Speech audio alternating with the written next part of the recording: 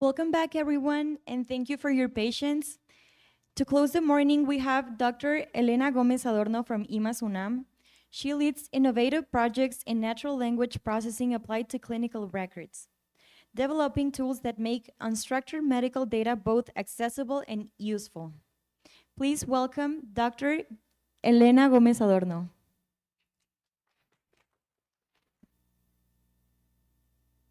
Thank you for the presentation, Stefania. So today we will talk, in this session, we will talk about the automated extraction from Spanish electronic medical records. I'm Helena Gómez, and probably Diego Hernandez will join me in a few minutes. If not, I will show you what is this about. So first, we will discuss what is information extraction. It is a subfield of the natural language processing, and it consists of transforming unstructured text into structured context. And what do I mean with unstructured text? It can be any document that is written in natural language, in Spanish, English, whatever language that can be. And this text can be a news article, it can be legal document, a contract, but in this case, we will discuss clinical notes. The notes that are taken by the physician when a patient go to a consultation, okay? We can do several tasks within the information extraction, and we will focus on this one, and particularly a task called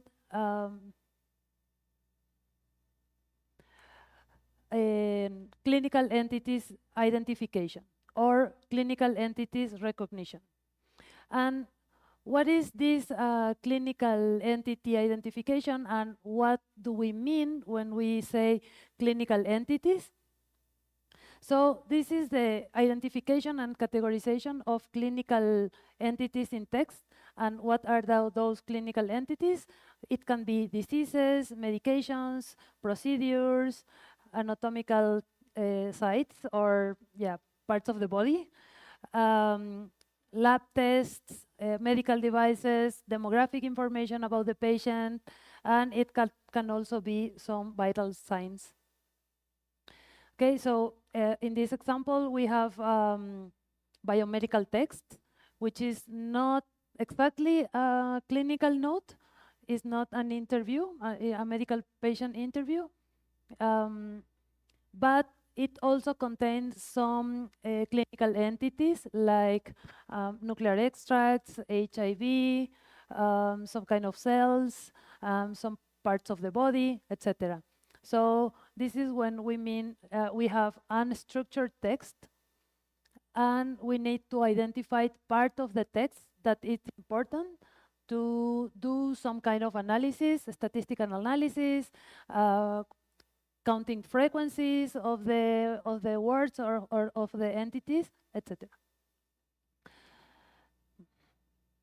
So, okay, so now that we know what is information extraction and what do we mean by clinical entities, we need to think why we need to do this, and why do we want to identify these entities in a clinical note, for example. So this can be done for clinical decision support. For example, if we have many patients and we have many clinical notes in our database, maybe we will now want to count how many patients arrive with certain symptoms, or to how many patients we prescribe certain drugs. And so this can help to, for example, to to take into account the amount of patients with certain symptoms to buy medicines or to allocate physicians that can attend those kinds of symptoms. Okay, it can be also used for epidemiological surveillance, for research, and yeah, for quality control and coding of the clinical notes. And here we have an example of what do I mean with transforming unstructured text into structured kind of data. We have here free text in clinical notes. PT has a history of diabetes. It has changed chest pain, and it has been prescribed metformin for their treatments. And here we have a table with the diagnosis, with the symptoms that are presenting, and maybe we will also have another column with the prescribed drugs. Okay, so this is an example. We want to transform or to extract specific information from these clinical notes into a table, for example. We can see it as a table. Okay. So, what are the information extraction tasks in Spanish clinical notes? We have some entities of interests, like we want to know what are the symptoms or which symptoms are the patients presenting, and which are the drugs that have been prescribed, or the drugs that the patient is already taking, and with auto-prescribing, because we have that in Mexico. Maybe in other countries, this is not common, but here it is. Also, we need to identify the doses that the patient is taking or that has been prescribed. We want to identify the frequency of these doses, maybe some parts of the body in which the patient has some pains or something like that. And what are the findings that the physician identified with the symptoms that the patient is presenting. Yeah, there are some problems with this. We can tackle this problem in a straightforward manner. Basically, we have a dictionary of all the symptoms available in the world. Maybe this is not that easy, but imagine we can do that. And basically, we will find these words, these keywords, in the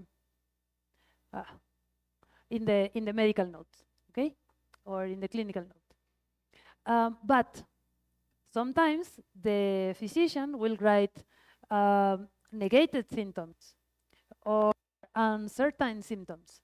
How do we tackle this? How do we identify when the symptoms is actually presented in the clinical note and when the symptom is negated or hypothetical? For example, the patient should take some medicine if it presents diarrhea. I don't know, something like that. This is an hypothetical symptom because the patient doesn't have actually diarrhea, but it could have based on the previous symptoms. I don't know. So we also maybe would like to identify some kind of relations. Once we identify entities of interest, like some drugs, medications, and the doses and the frequency of the drugs, we would like to identify what are the relation between those doses, which doses correspond to certain medications. And this is also not an easy task. Also, maybe we would like to identify when was the diagnosis of problems of the patient was done. Maybe the patient is arriving with a previous diagnosis that the physician will write in the clinical note in free text. So these are some of the tasks that we would like to solve with information extractions from clinical notes. Okay? If you have any doubts, you can raise your hand and we will give you a microphone so we can solve those doubts. Okay. Now that we know that there is an NLP subfield that is related to information extraction, and we now know that information extraction will help us to identify entities or clinical entities of interest. We will see how is this done. And this is a classical or traditional pipeline for information extraction in clinical notes. I will not go into mathematical details of this. I will give you a brief overview, and then we will see some examples, some coding examples that you can try, and you can see how this works. Okay?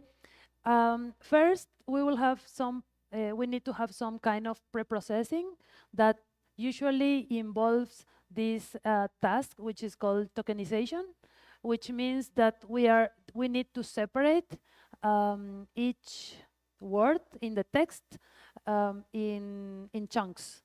Okay, we need to separate the words, and we need to identify the sentences in the complete note or in the complete document. Then we will do some name entity recognition tasks, which is abbreviated by NER. The name entity recognition task is a broader task similar to the clinical entity recognition tasks. In the name entity, we aim at identifying person names, like names of individuals. We aim at identifying names of organizations, places, dates, etc. So this is broader tasks than the clinical entity recognition, where we aim at identifying these other entities. So next, we will need to do the negation detection.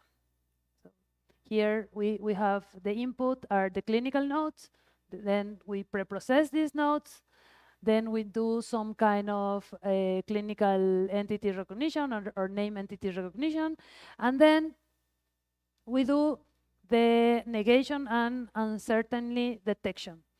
And this is, we need to identify keywords or cues where there could be some kind of negation.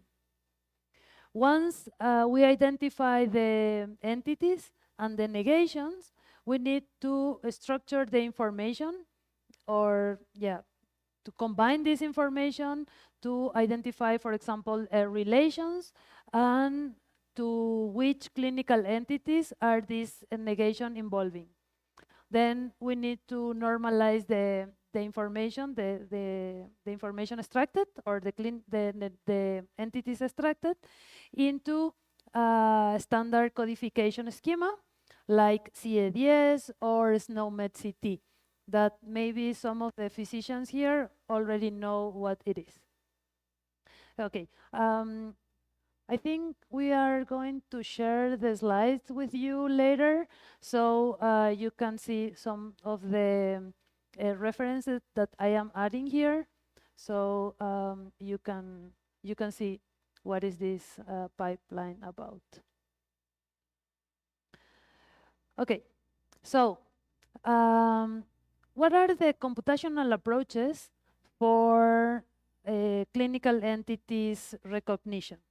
And if you remember the first day, Thomas already explained us the methodologies or how the artificial intelligence field evolved since the rule-based approaches to generative AI or large language models.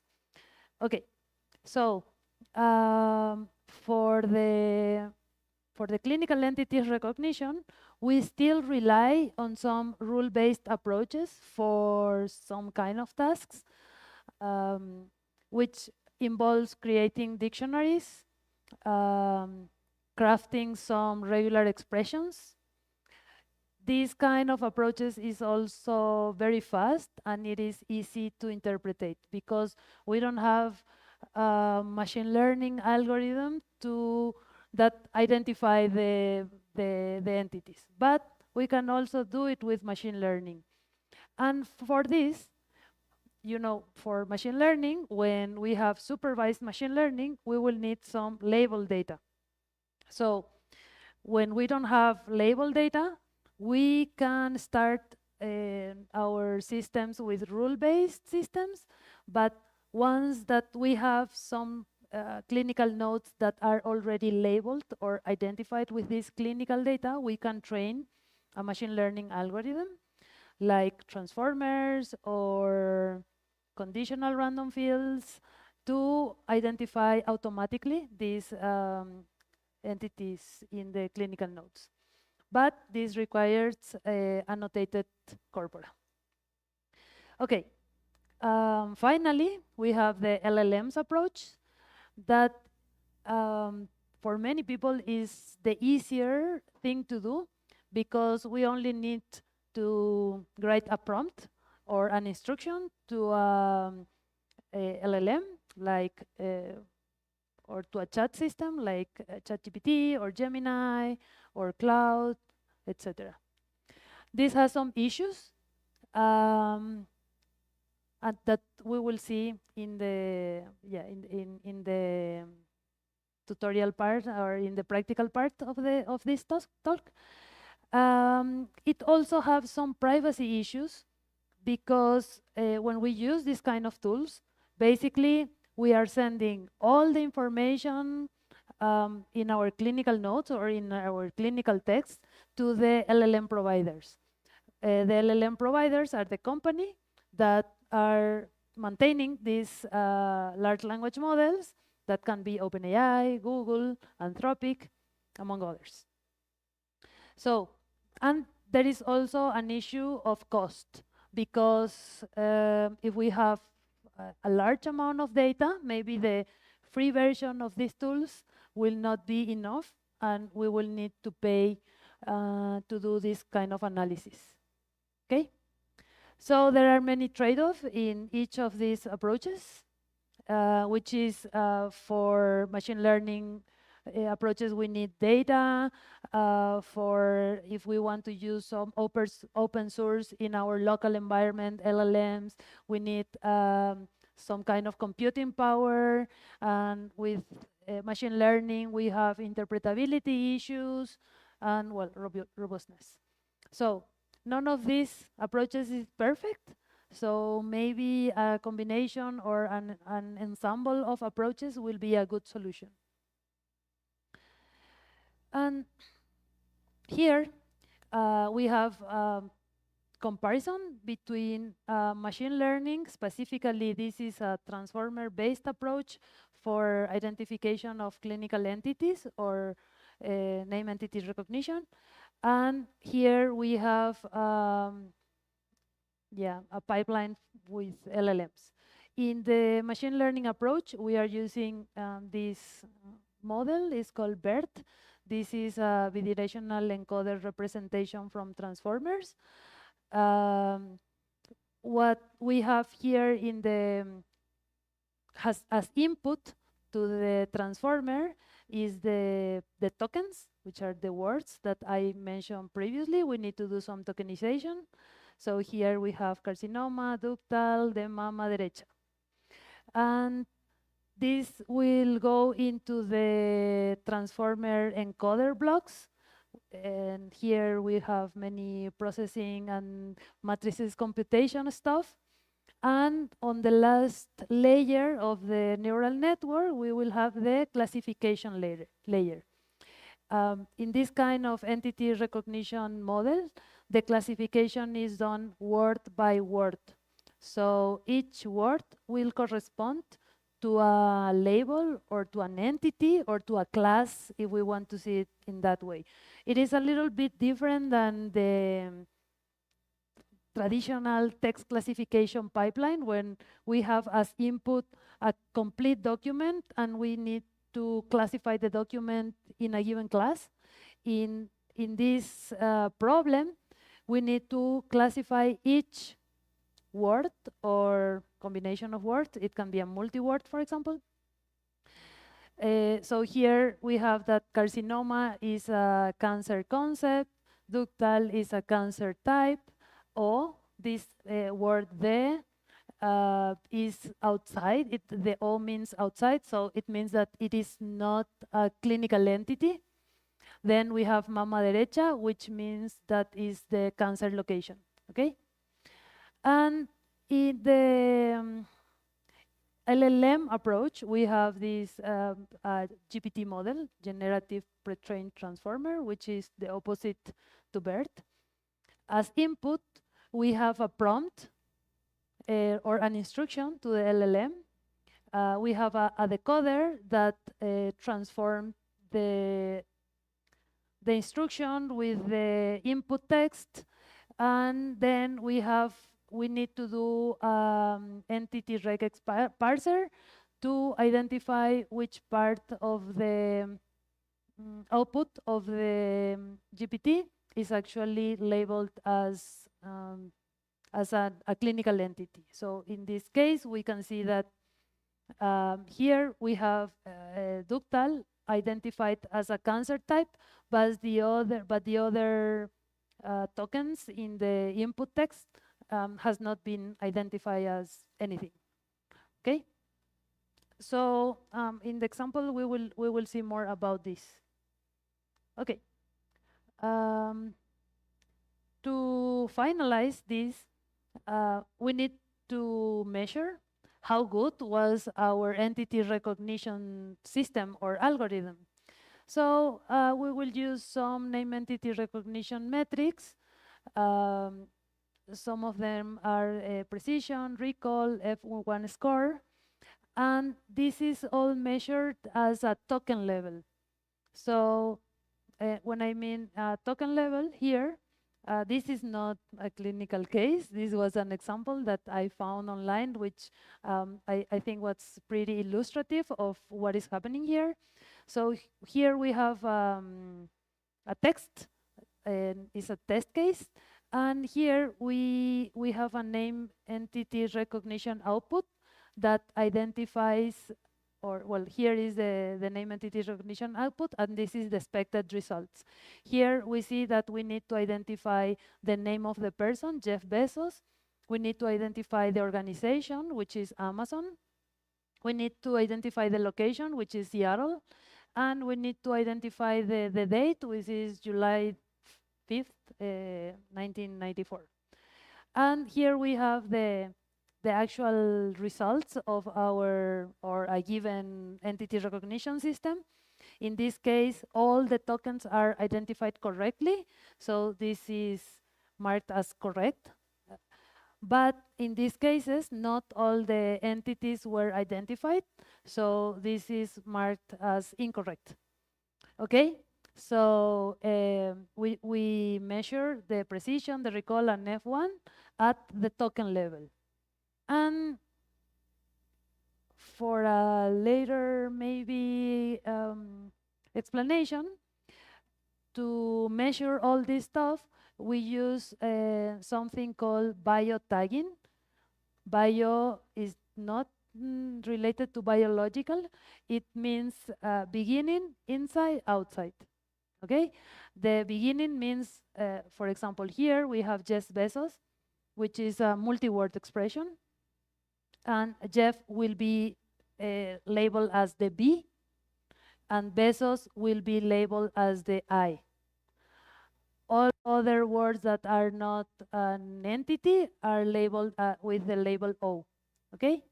So this is how we tag, and this is how we label a clinic, well, a note or a free text. Okay, this is only a reminder of what is precision, recall, and F1 score.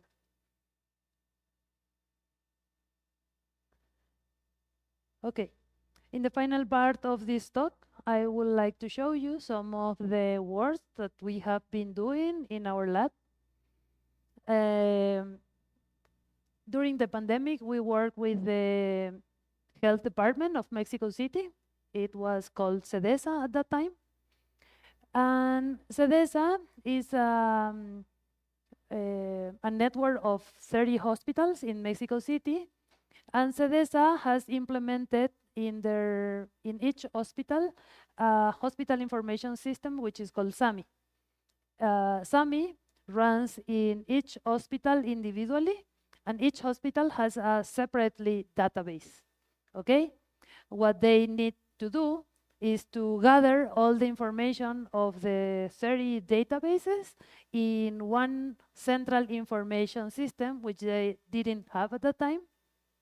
So what we did is to implement this clinical entities recognition and analyze all the clinical nodes in each of the databases and save it in a structured database. Okay, this is how a clinical node looks like, and the marked entities are the entities we wanted to recognize. Here we have temperature, oxygen saturation,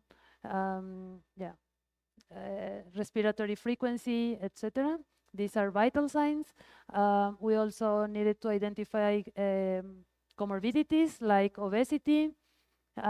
These are drugs, and we also have some additional treatments.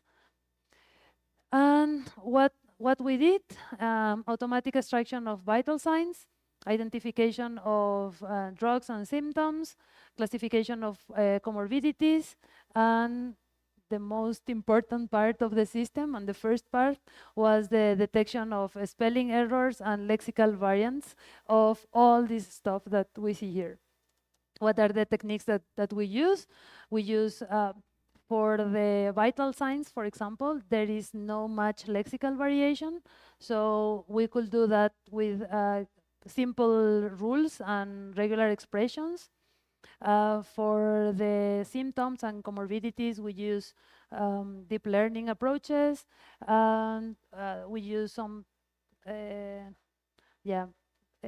Levenstein distance, which is a metric to identify how different the words are written. And we use this for misspelled medication names and for vaccines brands at that time. Okay, this is an example of how the dashboard of the information system looks like. Here we can see that we process, at that time when this screen was taken, 71 and more thousand medical notes. This corresponds to 30,000 patients. This is the number of processed files and the dates of the processing. Here we can see some statistics. Here we have a Dropbox where we can change. Here it measures the average temperature between among the patients, but you can change this to any other vital sign. Here we can see the patients that were attended at that time, the male patients, females, and this is the top medication or drugs prescribed or found prescribed by doctors, which are paracetamol and ibuprofen for COVID in that time. And we also have omeprazole. So these are the 3 top drugs taken by the Mexicans during pandemics. Okay. So this is part of a master thesis of Rodrigo del Moral. And here, yeah, we did more experiments, and we were trying to do um, some more robust clinical entities recognition pipeline. And here we are using LLMs, but not actually LLMs, but pre-trained language models. And what we did was to do an extensive pre-training on the clinical notes provided by the CEDESA. And once that we did this extensive pre-training, which we call also domain adaptation, we can do some fine-tuning, like the one that I show you with BERT here. And with this, we were able to improve some of the clinical entity recognition predictions, and you can see the results here in this paper. Recently, we published this other paper, which is annotation of, identifying obstetric entities. This is to classify the patients that are going to give birth in a Robson criteria. So a woman that is going to give birth arrives to the hospital, and we have all the information or the history of this patient, and we can pass all the data to our pipeline, identify these Robson entities, and we can categorize if the patient will need a C-section or not. Basically, this is the idea of this paper that it has been recently published in this journal.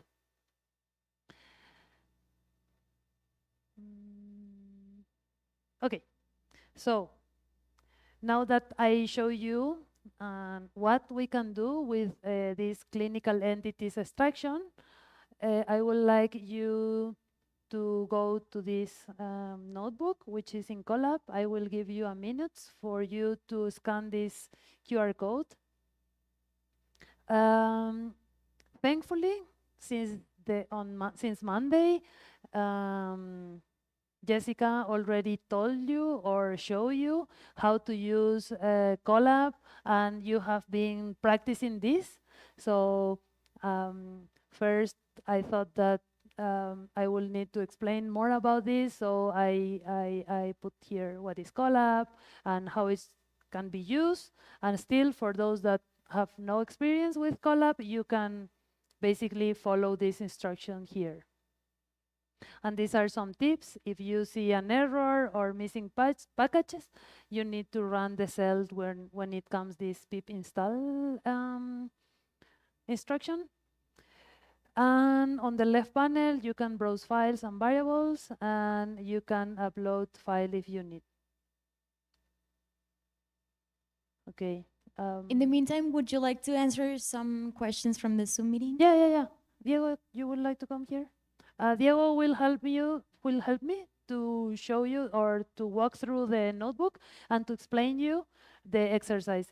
If you have any questions about the first part of this talk, I will be happy to answer. We have a question from the Zoom meeting. Okay. It says, what makes machine learning or LLMs preferable to rule-based classification if the latter could arguably be considered the most time and cost efficient? Yeah. Why we want to do machine learning? Because there is no way that we can build general rules to identify all the symptoms in the world, and particularly because you know how physicians write.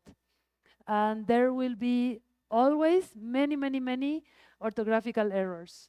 So if you want to do a rule-based systems, it will take a lot of time to maintain the code, because you will always find some cases that are not in the rules that you already codify.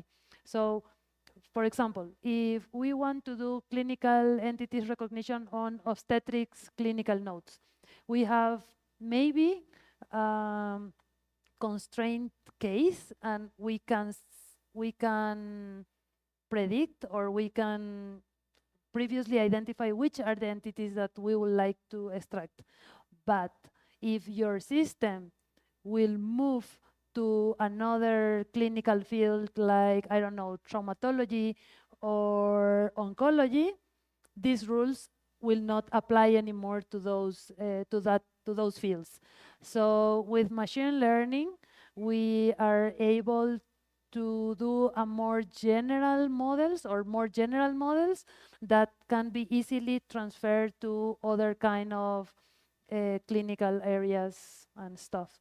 I know it's more computational extensive, and you require some previously annotated data, but in the end, they can generalize more than the rule-based systems.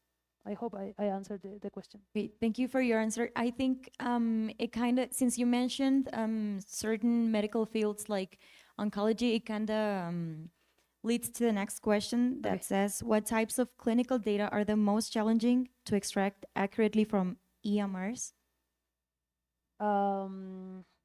What kind of clinical data? I think the most difficult ones were comorbidities, because sometimes in the clinical notes you can find like there is history of diabetes or heart diseases in the family, I don't know, grandmother or grandfather, which is not actually a comorbidity of the patient itself, but of a relative of this patient. So I think those are the most difficult one from my perspective, or what I have seen so far. Yeah. Okay, we can answer a few more at the end of the conference if you would like to continue with your Okay. explanation. You can grab that one.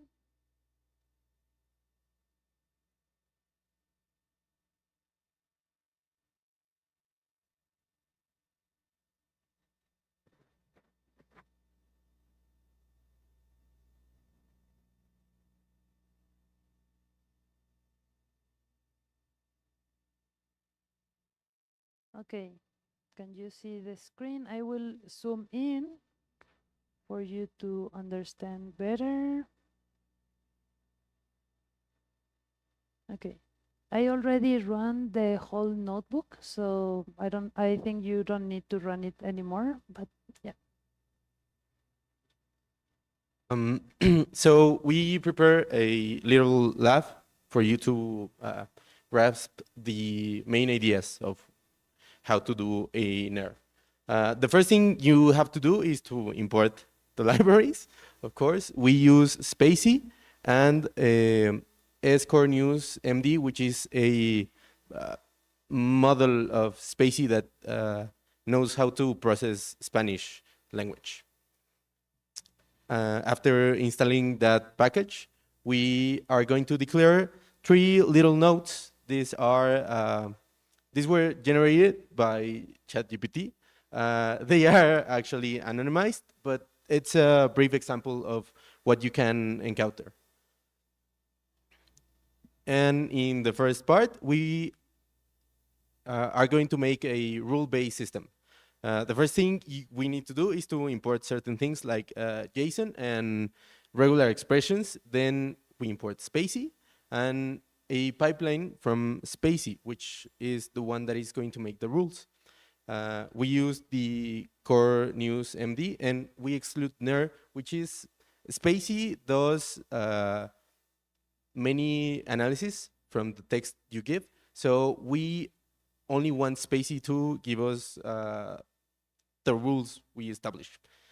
After we import that, we will define our medications, symptoms, and anatomy terms.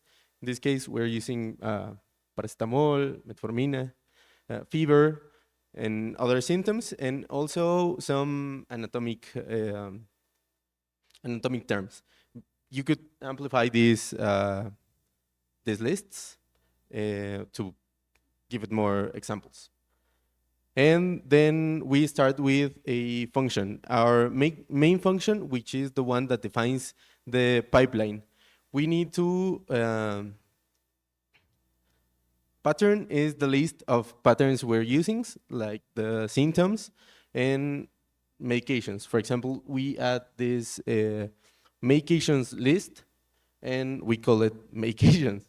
The other patterns, like the doses,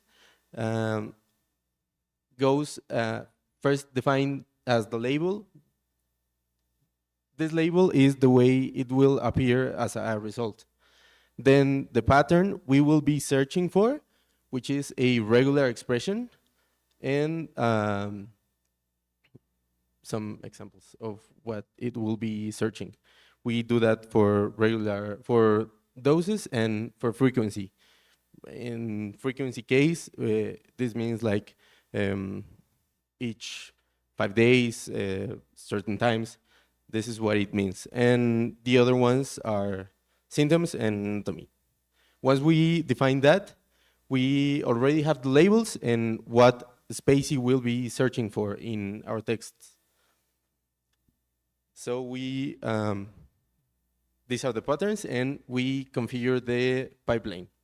We add our entity ruler, which is everything that we define, and we tell it to overwrite the existing entities, so we have no conflict with the other things Spacey search for. And we add the patterns. Lastly, we just used our new pipeline.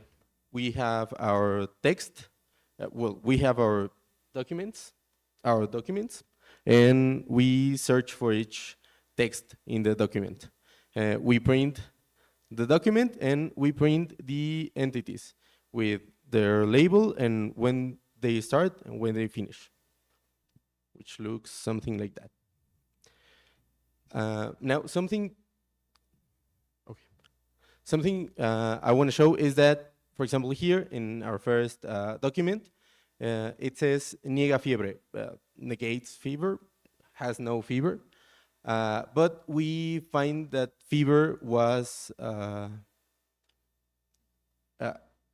is given as a result. So we have to correct that, because no matter if the patient does not present the symptom, if it's written down, it will be found and analyzed by our pipeline, which is our second part of the lab. In our second part, we are going to see how to negate this stuff. And also, we had the medications and the doses, so we are also going to join them both so they appear as one. Like, how many times does the patient has to take its medication? To do this, we first have to declare a negation clause. These are words that will tell us that the patient does not have this symptom or problem. After we establish this negation clause, we are going to define our function that search for these negation clause. We have the negation clause have to be searched only for symptoms, for findings, and for problems, because our nodes are not going to have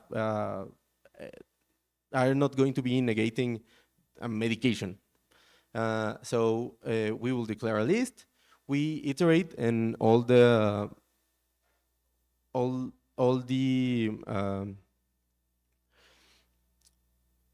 text that it find in the document, and we search for these labels for symptom, findings, and problem. Once we find those labels, we search in a little window, like words before that word. In this case, we set our window to 5, and it searches for this negation cues. If it finds it, it will save our text, the label, and it will flag it as negated. If it doesn't find it, it will not be flagged. Now we are going to link our meds. So this is only going to be applied to meds, doses, and frequency. and we iterate, we just search for the medication, and we see if there is a doses or frequency word nearby. We add it to the string, and that's it. Then we apply these two functions.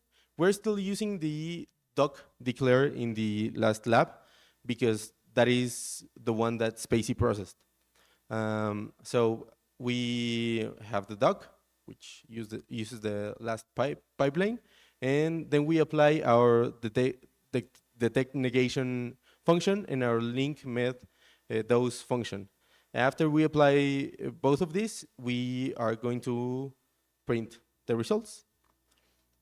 Now in our first case, if you remember, it says it said that the patient had no fever. So we have negation fever as a symptom, and it's negated. And we have other examples like cephalia is negated, tos is negated, vomito is negated. We have now find words that are negated, and we can mark them. We can either eliminate them from our results or save them, but just with a negation cube.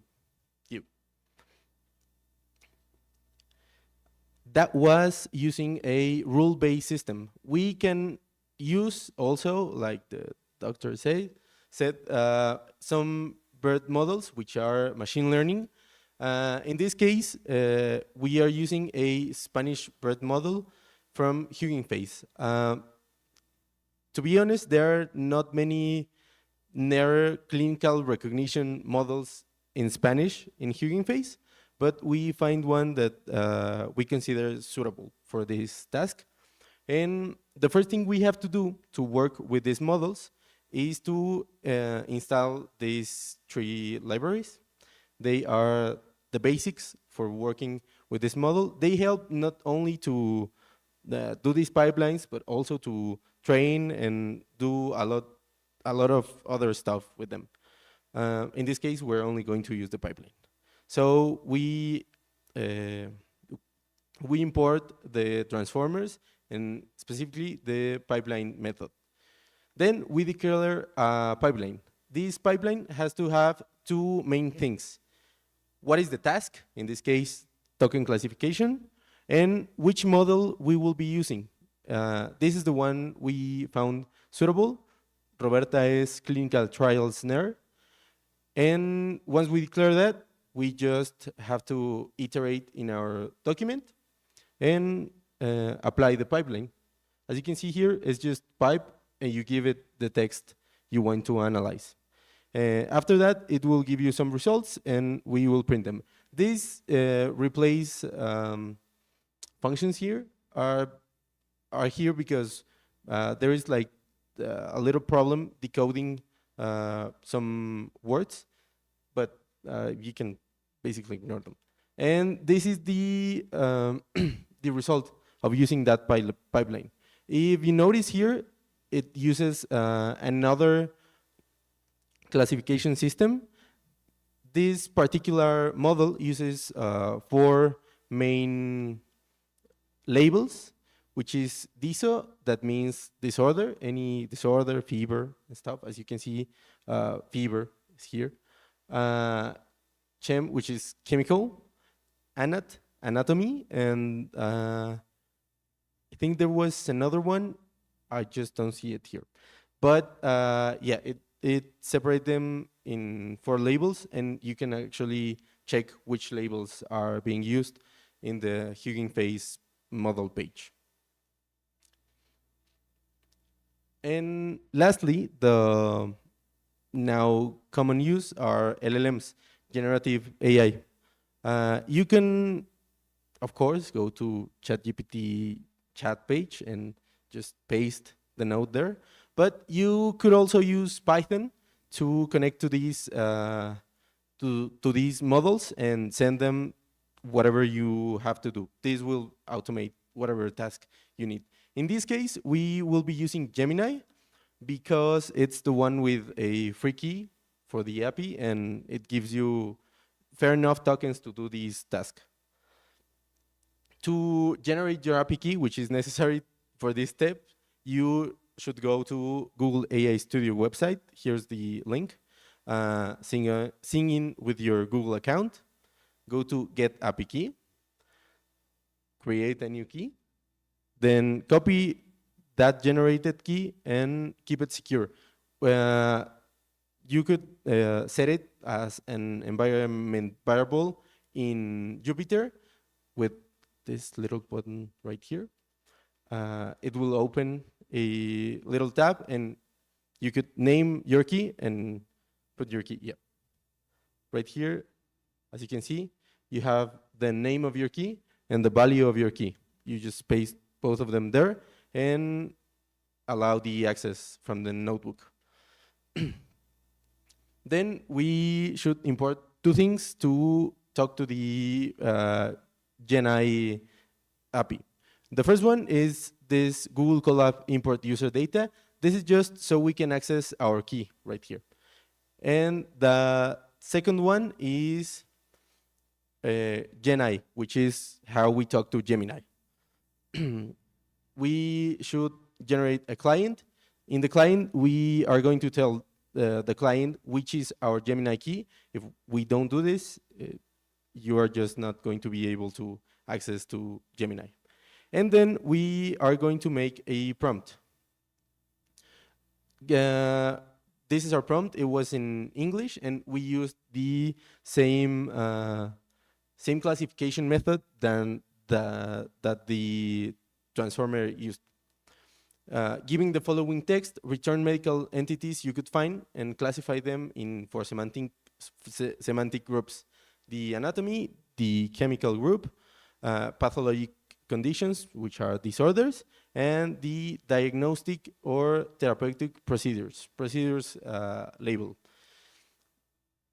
Gemini used to have some safety settings, so you might consider also using these safety settings, because sometimes it detects that Gemini thinks that you are trying to automedicate yourself, and it's just not going to allow you to do these petitions.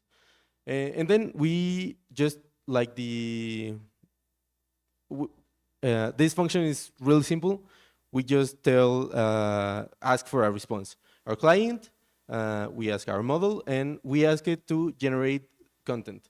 We use the Gemini 2.5 Flash model, and we give it the context, which is that one that I've already read, this one. This is the context, our prompt. And then we also give it the text from our documents. We print our response, and that's it. Here is the response of a language model. And as you can see, it's not as text-rich as the other ones. The other ones had a lot more entities, but still really useful and super fast.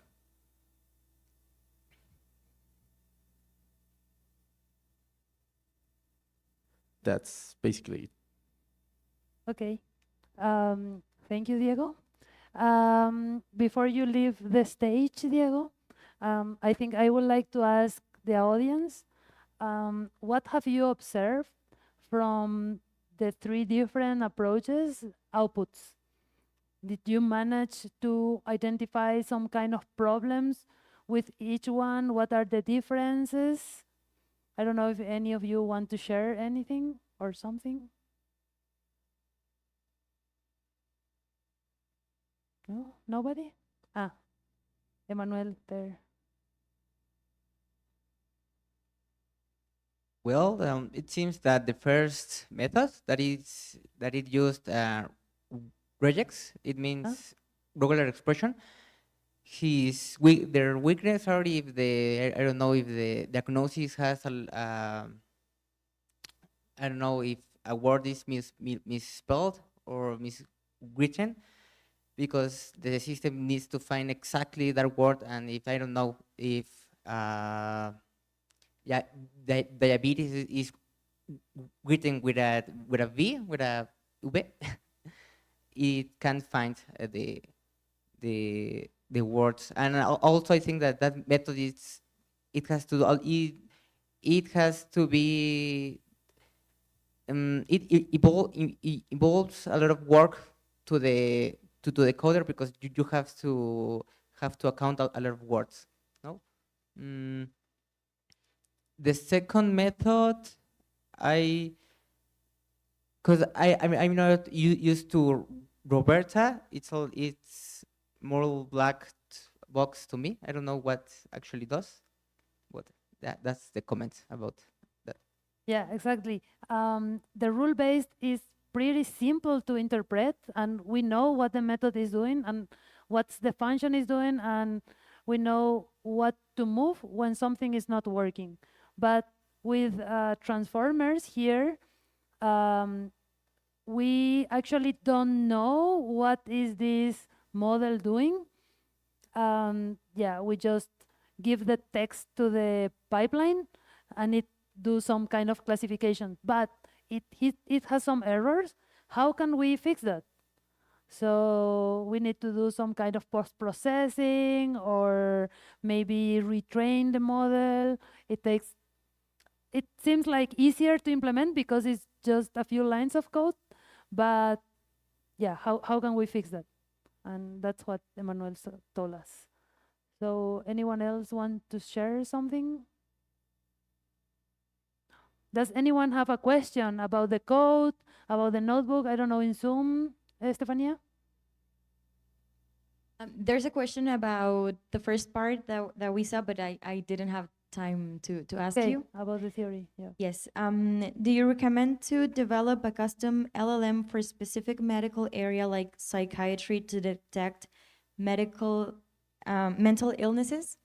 Oh my God, I don't know if I can recommend that because that's Not a ethical. tricky question. I think that it can be done if it is done in collaboration with psychological professionals, psychology professionals. Maybe it can be done. I don't know if anyone can do it. Yeah, so it must be done by professionals, and maybe this is the case. Thomas also talked about in the first part of this school about general AI. And nowadays, we are moving to single models that can do everything. So the research field in artificial intelligence is moving to that, to improve LLMs, to do all this kind of stuff.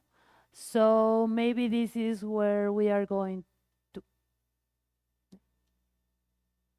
And there's another question that says, for biotagging, say we phrase our sentence like, in Seattle on July 5th, 1994, Jeff Bezos founded Amazon. Will the tagging remain unaltered, or will we need to either restructure or phrase or switch up their expected results?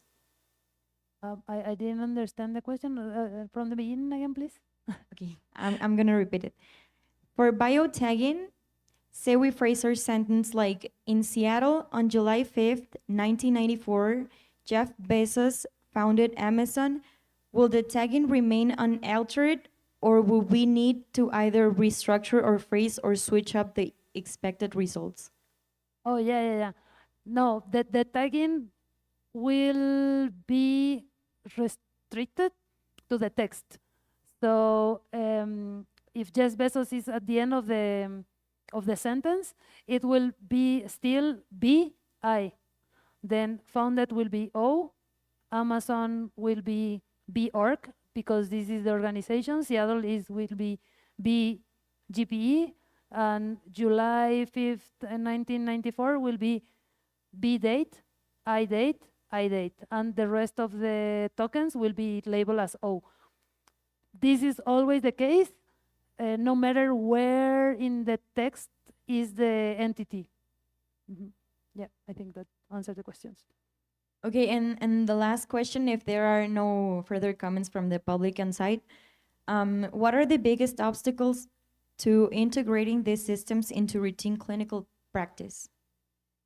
The biggest obstacles are data privacy. What we encounter with this is because hospitals cannot share patient information like freely, we need to sign a confidential form, and the data must be restricted in a specific lab or specific environment. Then we need to do some anonymization or de-anonymization technique.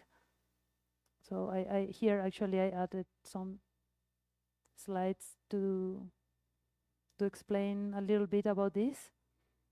And because also the other challenge is the annotated data, because all these entities must be annotated by a physician, like in this pipeline